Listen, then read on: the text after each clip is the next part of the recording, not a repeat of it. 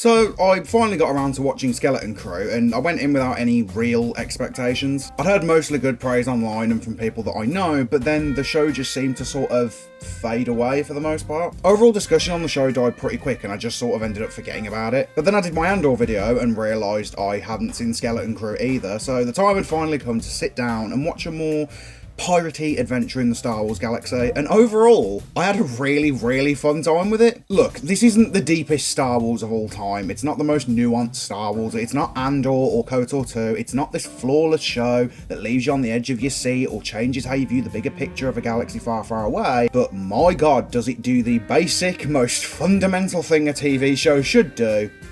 It is really entertaining.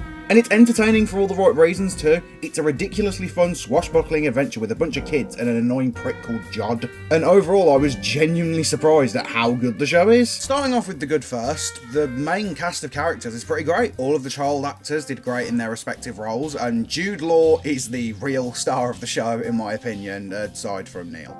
That little blue badass. All of them are unique, and despite their flaws, they're all genuinely likeable to some extent. You want them to get home safe and not get into any danger or trouble, and a lot of them are quite relatable. Especially Wim, who has this constant fixation on wanting to do more than what just Atton has to offer. He wants to live in one of his stories as a Jedi, he wants to help people and save the galaxy. When I was around his age, slash slightly younger, I wanted nothing more than to live in a galaxy far away and be a Jedi. Well, a Sith. And if I wasn't going to be a Sith, I wanted to be Spider-Man.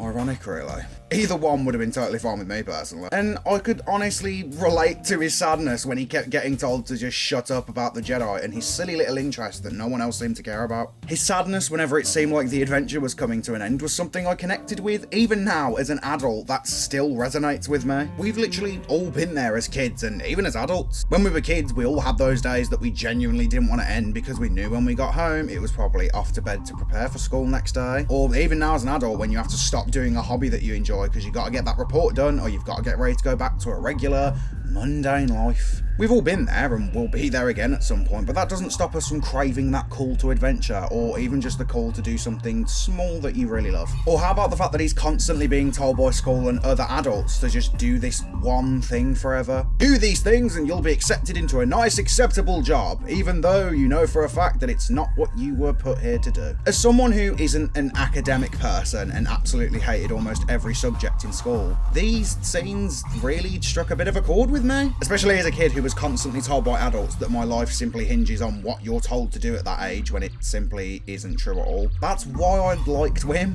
and it's great to see him finally be one of his heroes and have his little hero moments and Jedi moments. His reaction to when he first sees a lightsaber.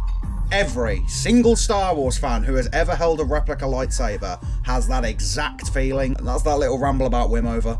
Then we've got the other kids of the group. As I already said, Neil is an absolute badass, and it's cool to see him go from someone who is kind of the opposite of Wim to what he eventually becomes in the end. When Neil starts off, he's a strict follower of the rules of Atton, and he's actually quite scared a lot of the time. He's scared of failing the assessment, scared of getting into trouble with his parents, scared of not meeting their expectations, scared about going so far away from home. Again, a lot of us have been in that situation, especially with the expectations thing and stressing over things that you feel you absolutely need to do well in, because as far as Neil knows, Atton is all there is to the galaxy. That's it. Yet, as the show goes on, he actually starts doing things for himself, even knowing it could get him into trouble or, you know, get him killed. But he knows it's for the greater good, so he finally puts his fear aside and just goes for it regardless. It's a really cool little character arc and makes him a standout in the show. That, and he's just really likeable, even when it seems like he'd actually be really annoying. Also, the effects on his head are also really well done. Good work there. KB is admittedly a character that I wanted a bit more from. She looks the coolest and is probably the most unique, but I thought she was a little bit surface level overall. We get a really good scene with her and Wim talking about Fern and how KB can't actually do everything Fern wants her to do, and that stuff can actually be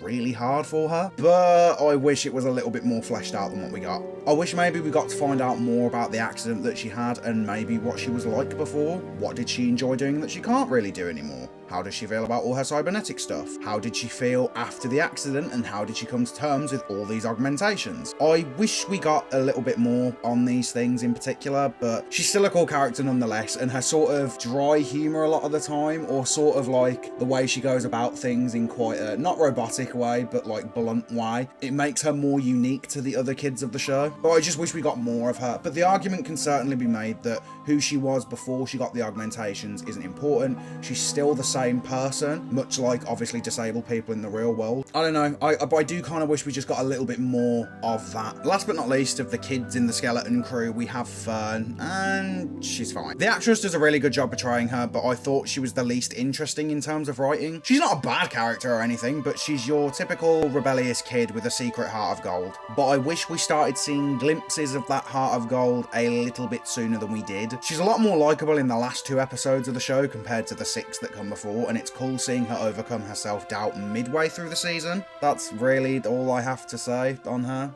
I do also love the scene of her pushing her mom to disable the border thing around Atten. That was cool. A good mother-daughter bonding scene that actually shows how good their relationship actually is. So yeah, that was good. Again, not a bad character, but just sort of the least interesting in my opinion. Oh yeah, there's one more person who's technically a member of this crew, SM33. I didn't really know what to expect from him. I knew he was played by Nick Frost, so that alone meant I was probably going to end up liking the character, but I didn't expect to love him anywhere near as much as I did. He kind of encapsulates what Skeleton Crew is as a whole. He's fun and a little bit dark here and there, and also just a bit silly. And whilst I am admittedly getting slightly sick of droids that just seem like HK-47 from Wish, I'll let this guy slide. He's great. Can't say I remember no Atten.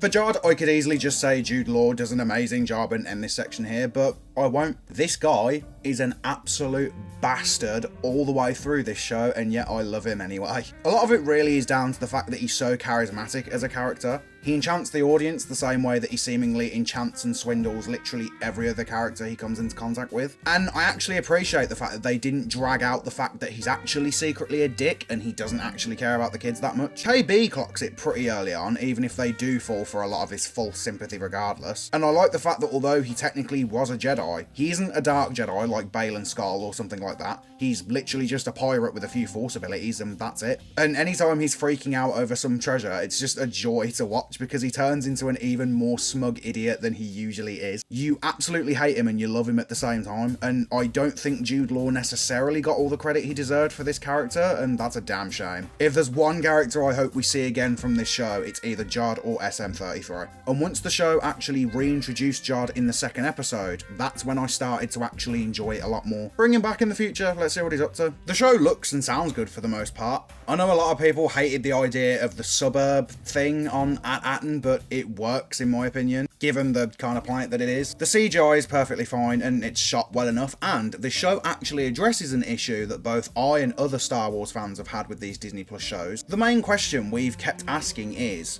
where are all the aliens? And thankfully, Skeleton Crew is absolutely full of them. From the pirate crew to the Spar planet, even to Atten itself. It was nice to not just see humans walking around these sets for a change. Okay, so that's basically everything I liked. So what didn't I like? Mainly the first 2 episodes. I can't quite put my finger on it, but there is something about these first 2 that really didn't do it for me. And even a week later, I still can't really figure out why, because I wouldn't say they're terrible, they're just kind of meh. I actually wish the first 2 episodes were just one big episode instead.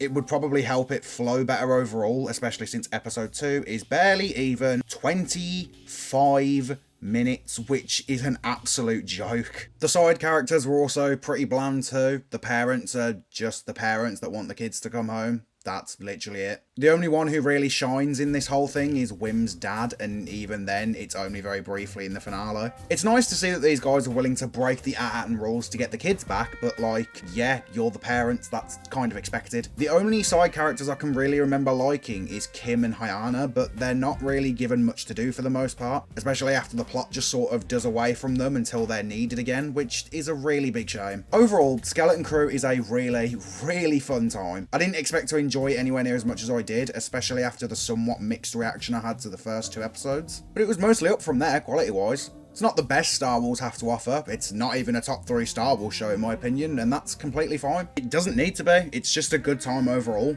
It's got good characters, a really good main antagonist, and it adds some nice variety to the Star Wars universe. Overall, I'd probably give it like a 7 out of 10 or something, and I do recommend it to people. However, I will say, if you're not a fan of the more straight up family-friendly Star Wars that's a bit more geared towards a younger viewer, you might not enjoy it. Also, can we please just get a 100% definitive answer on whether or not Atten is from the Old Republic or the Galactic Republic of the prequel era? That'd be a nice question to get an answer to. Can't say I remember no Atin.